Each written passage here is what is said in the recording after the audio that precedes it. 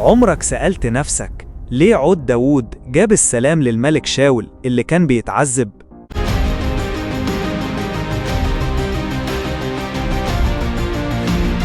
في الكتاب المقدس عود داوود ما كانش مجرد آلة موسيقية، ده كان أداة ربنا استخدمها عشان يجيب راحة وسكينة.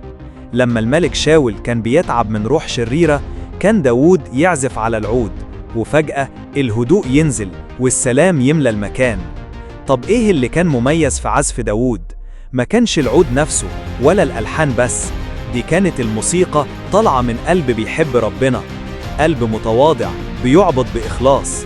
في صموئيل الأول 16:23 بيتقال إن لما داوود كان بيعزف كان الروح الشريرة تسيب شاول، وده بيورينا إن اللي بيطرد الظلمة مش الصوت لكن حضور الله اللي كان مع داوود.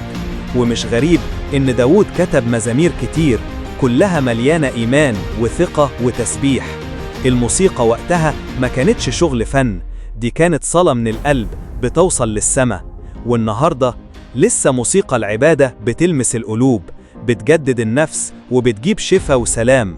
السر مش في العود ولا في اللحن، السر في القلب اللي بيعبد بإخلاص وفي روح ربنا اللي بيتحرك وسط العبادة. لو مؤمن إن العبادة لسه بتغير القلوب واكتب آمين وشارك الرسالة دي عشان نفتكر دايما إن السلام الحقيقي بيجي لما نسلم قلوبنا لربنا.